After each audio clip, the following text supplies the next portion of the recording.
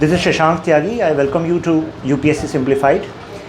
तो आज का जो हमारा टॉपिक है बड़ा छोटा सा टॉपिक है लेकिन बड़ा इंपॉर्टेंट टॉपिक है, क्योंकि इस सीरीज़ में हम डील कर रहे हैं कुछ कंसेप्ट्स को सिंप्लीफाई वर्जन में, यूपीएससी सिंप्लीफाइड वर्जन में आपके सामने रखने की। तो अभी जब इकोनॉमिक स्लोडाउन की न्यूज़ चर्चा में थी, जो अभी चल रही है, तो यहाँ पर एक कंसेप्ट है नेगेटिव रेट ऑफ इंटरेस्ट, यानी कि जो ब्याज है उसको नेगेटिव हो जाए। तो सवाल ये था कि कुछ आर्टिकल्स कह रहे थे कि जब यूरोप में इकोनॉमिक स्लोडाउन आया था तो उनके कुछ देशों ने, जैसे डेनमार्क, स्विट्ज़रलैंड, इन्होंने नेगेटिव रेट ऑफ इंटरेस्ट का इस्तेमाल किया था इनके कुछ बैंकों ने। क्या इंडिया में हो सकता है? कहा गया इसका इस्तेमाल जापान ने भी किया, यूरोप के बाद जापान ने किया 2014 में। तो क्या इंडिया में हो सकता है? तो सबसे पहले तो समझते ही है क्या नेगेटिव रेट ऑफ इंटरेस्ट। बड़ा इंटरेस्टिंग सी बात है। मुझे बताइए, आप लोग बैंक में पैसा सेव करते हैं, एफडी बनवाते हैं, सेविंग अकाउंट में रखते हैं, क्यों रखते हैं? एक तो पैसा सुरक्षित रहे और दूसरा आप चाहते हैं उस पर कुछ ब्याज, इंटरेस्ट चाहते हैं कि भाई आज हम 1 लाख रख रहे हैं तो कुछ इंटरेस्ट मिलेगा तो 1 लाख से पैसा बढ़ जाएगा, है कि नहीं? अगर मैं कहूँ कि ऐसा भी हो सकता है कि आप 1 लाख रुपए रखें और बैंक कहे कि हम इस पर आपको पैसा बढ़ाकर तो देंगे ही नहीं, इसमें से पैसा काट लेंगे, तो क्या इस तरह की बैंकिंग को अभी आप इमेजिन कर सकते हैं इंडिया में? मुझे नहीं लगता कि आप कर रहे होंगे। आपको लग रहा होगा ये तो बड़ा अजीब है, क्या ऐसा होता भी है? जी हाँ, होता है, हो चुका है। अब ये क्यों होता है? देखिए, नेगेटिव रेट ऑफ इंटरेस्ट का तो मतलब ये है कि अभी आप बैंक में पैसा जमा करते हैं सेविंग अकाउंट में, तो आपको बैंक दे रहा है 3.5%, 4% इंटरेस्ट, कि हम आपको इतना इंटरेस्ट दे रहे हैं। एफडी में रखते हो 6.5%, 7% इंटरेस्ट आपको मिल रहा है। लेकिन नेगेटिव रेट ऑफ इंटरेस्ट का कंसेप्ट कहता है बढ़ाकर नहीं देंगे, इससे भी कम हो जाएगा। मींस दे कैन चार्ज से 0.5% पर एनम, अगर आप इससे और अगर आप इतना पैसा इसमें रखते हैं तो। अब देखिए हुआ क्यों। जब 2008 के आसपास की मैं बात कर रहा हूँ, क्योंकि 2007 से माहौल बनना स्टार्ट हो गया था यूएस में, और फाइनली 2008 में आपने अगर उस टाइम पर नहीं पढ़ा तो आप गूगल भी करके देख लेंगे। यूएस में एक मेगा स्लोडाउन आया था, उसको हमने कहा था सब प्राइम क्राइसिस। सब प्राइम, वो हम किसी नेक्स्ट वीडियो में डील करेंगे कि उसको सब प्राइम क्राइसिस क्यों कहा था। अगर आप चाहते हैं इस पर भी वीडियो तो आप कमेंट बॉक्स में बताइएगा, मैं इस पर भी वीडियो बना दूंगा बहुत ही सिंप्लीफाई वर्जन में। लेकिन यहाँ पर हम बात करें कि वहाँ पर सब प्राइम क्राइसिस आया था। आसान भाषा में वहाँ पर स्लोडाउन आ गया था, जॉब्स क्राइसिस में चली गई थी, सेक्टर्स बर्बाद हो गए थे। तो ऐसे में जो यूएस की कंपनियां यूरोप के साथ व्यापार करती थी, अब वो यूरोप के साथ व्यापार नहीं कर रही थी, यूरोप के साथ ट्रेड नहीं हो रहा था। जब यूरोप के साथ ट्रेड नहीं हो रहा तो यूरोप में भी जो कंपनियां हैं उनको नुकसान हो रहा है कि नहीं हो रहा है? हो रहा है। तो ऐसे में देखा गया कि यूएस का जो स्लोडाउन था, जो फाइनली रिसेशन बना, वो उसका इम्पैक्ट कहाँ पर आ रहा है? यूरोप में भी आ रहा है। और यूरोप में भी डिमांड जो है स्लो हो गई है। और यूरोप की मेजर जो इकोनॉमीज़ हैं वो तो डेवलप्ड इकोनॉमीज़ हैं। और डेवलप्ड इकोनॉमीज़ का मतलब क्या है कि वहाँ पर जो इकोनॉमीज़ हैं वो सैचुरेशन पॉइंट पर पहुँच चुकी हैं।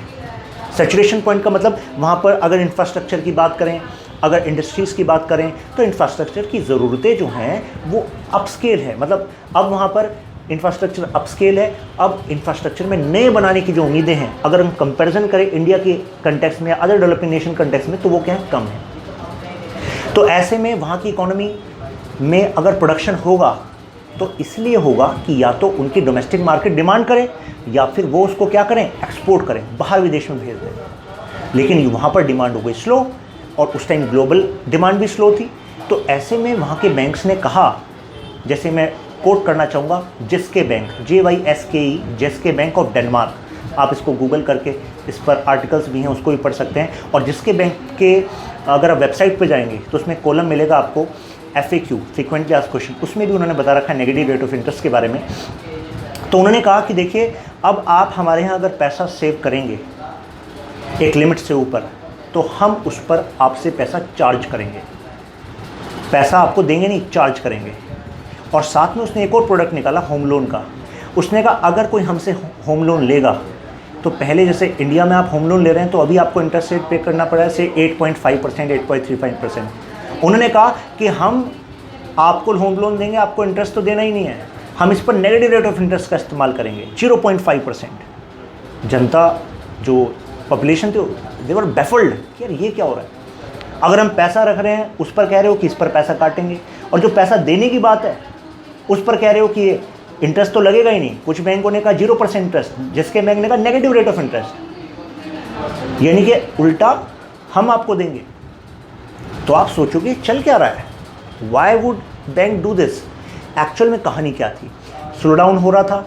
तो देखिए उनके लिए पैसा क्या हो गया था, यूरोप के इस बैंक के लिए पैसा कैसे हो गया था कि जैसे फॉर एग्जांपल आपने एक ज़मीन खरीदी और आप ऐसे देश में हैं जहाँ पर पॉपुलेशन है कम है और ज़मीन है ज़्यादा, और ज़मीन आपने खरीद रखी, तो आप सोचे थे ज़मीन से रेंट आएगा या कुछ पैसा मिलेगा, लेकिन इस ज़मीन से वो रेंट या पैसा आपको मिल नहीं रहा है, उल्टा आपको प्रॉपर्टी का टैक्स देना पड़ रहा है। तो मुझे बताइए ऐसे में ज़मीन है ये आप पर बोझ बन रही है कि नहीं बन रही है? बन रही है। जिसके बैंक के लिए सेम ऐसा ही हुआ, उसके पास वेल्थ इतना ज़्यादा था, लेकिन उस वेल्थ से कमाई कैसे होती, जब लोन जाता और उस पर क्या होता, उसको पैसा आता, लेकिन डिमांड है ही नहीं। तो ऐसे में उसने सोचा कि इस पैसे को ही हम सर्कुलेट करने लगते हैं, नहीं तो हमारे ऊपर क्या आएगी, कॉस्ट आएगी। जिससे हमने पैसा लिया उसको तो ब्याज देना ही पड़ेगा। तो पहले कह दिया भाई अब हमें पैसा दोगे तो ब्याज नहीं देंगे, हमारे पास ही खुद पैसा नहीं है आपको ब्याज देने के लिए। और जो लोन लोग ले नहीं रहे तो कहा तुम लोन लो। अब उन लोगों से क्या कहा कि तुम लोन लो, और जिसके बैंक को जब मैंने डिटेल में जाना कि इनका फंडा क्या था, एक्चुअल में बिजनेस मॉडल क्या था, तो मुझे पता लगा कि वो कह तो रहे थे नेगेटिव रेट ऑफ इंटरेस्ट, लेकिन उन्होंने फीस और चार्जेस इतने हाई कर दिए थे कि जितना वो टोटल लोन दिया था उन्हें लगभग उतना ही उनके पास वापस आ रहा था। तो एक्चुअल में वो मनी को क्या कर रहे थे, मोबिलाइज कर रहे थे। उस पर जो नुकसान उनको हो रहा था, नुकसान वो अब नहीं होगा, क्योंकि नुकसान कब होता है, जब उसको ब्याज देना पड़ता है। किसको, कस्टमर को। ब्याज उसने कह दिया देंगे तो है ही नहीं, और आपसे वसूल लेंगे अगर हमारे पास रखोगे। तो ये ऐसी बात हो गई कि कस्टमर से कहा जा रहा है कि पैसा हमारे पास जमा मत करो, खुद खर्च करो। अब करा क्यों जा रहा है भाई, पैसा हमारे पास जमा मत करो, खर्च करो। अगर वो खर्च करेंगे इकोनॉमी में, तो मुझे बताइए इकोनॉमी में डिमांड बनेगी कि नहीं बनेगी? और इकोनॉमी में अगर डिमांड बनेगी तो जो फैक्ट्रीज वाले हैं वो प्रोडक्शन करेंगे कि नहीं करेंगे? अब डिमांड बनेगी, प्रोडक्शन करेंगे, और प्रोडक्शन के लिए उन्हें बाहर से रॉ मटेरियल भी मंगाने की ज़रूरत पड़ेगी, और भी चीज़ों की ज़रूरत पड़ेगी, तो उसके लिए लोन की ज़रूरत पड़ेगी। तो ऐसे में वो भागे भागे बैंक के पास आएंगे कि नहीं आएंगे? आएंगे। तो ऐसे में बैंक का जो बिज़नेस है वो दोबारा से बढ़ेगा कि नहीं बढ़ेगा? तो ये पूरी कहानी आपको समझ में आई। सेम ऐसे ही जापान ने किया। जापान ने भी जब इकोनॉमी में स्लो डाउन आया तो उसने भी नेगेटिव रेट ऑफ इंटरेस्ट का कंसेप्ट यूज़ किया, यानी कि अगर जमा करोगे तो वसूल लेंगे पैसा, इसको क्या करो, खर्च करो, इन्वेस्ट करो। खर्च करोगे, इन्वेस्ट करोगे, डिमांड बढ़ेगी, और डिमांड बढ़ेगी तो मार्केट में क्या आएगा, दोबारा जॉब्स क्रिएट होंगी। अब क्वेश्चन उठता है क्या ये कंसेप्ट इंडिया में यूज़ हो सकता है? देखिए इंडिया में एज ऑफ नाउ नहीं हो सकता, क्योंकि यूरोप की इकोनॉमी, जापान की इकोनॉमी में इन्फ्लेशन रेट, महंगाई बहुत कम थी, ना के बराबर थी। यहाँ तो महंगाई क्या है, ऑलरेडी इतनी ऊपर है। और मुझे बताइए अगर हमने पैसे को इतना ज़्यादा कह दिया कि भाई जमा मत करो, सिर्फ खर्च करो, जमा मत करो, खर्च करो, तो इससे मुझे बताइए डिमांड बढ़ेगी। लेकिन बात यह है कि इससे इन्फ्लेशन का प्रॉब्लम बहुत ज़्यादा बढ़ सकता है। हमें इकोनॉमी में ये देखना पड़ता है कि किस फैसले से क्या क्या इम्पैक्ट होने वाले हैं। अगर इस फैसले से महंगाई पर तो ज़्यादा इम्पैक्ट हो गया, जॉब देर में बढ़ रही हैं, जॉब इतनी नहीं बढ़ी उसके प्रपोर्शन में, तो ओवरऑल इकोनॉमी को क्या होगा, नुकसान होगा। क्योंकि इन्फ्लेशन जब बढ़ती है तो सबसे बड़ा नुकसान किसको होता है, जो लोअर तबका है, जो कम कमाई कर रहा है, तो उस पर तो महंगाई की मार और ज़्यादा हो जाएगी। तो ऐसे में हम कंक्लूसिवली ये कह सकते हैं कि इंडिया में नेगेटिव रेट ऑफ इंटरेस्ट का concept as of now use नहीं हो सकता। बात पकड़ में आ रही है आपको? उम्मीद करता हूँ ये छोटी सी वीडियो के द्वारा आपको नेगेटिव रेट ऑफ इंटरेस्ट का कंसेप्ट समझ में आया होगा। मैंने थोड़ा तेज़ी से आपको समझाया है, तो आप क्या करेंगे, इसी वीडियो को दोबारा देखेंगे तो आपको क्लियर हो जाएगा कि एक्चुअल सर ने किस तरीके से किस कंसेप्ट को कैसे यूज़ किया है। बात पकड़ में आ रही है आपको? चलिए फिर मिलते हैं नेक्स्ट वीडियो में और नए टॉपिक के साथ। बताते रहिएगा कैसे आपको ये एफर्ट लग रहे हैं।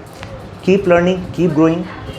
अगर आपको लग रहा है कि आपके फ्रेंड ने आपसे बात की थी नेगेटिव रेट ऑफ इंटरेस्ट के बारे में, तो उसके साथ शेयर कीजिए।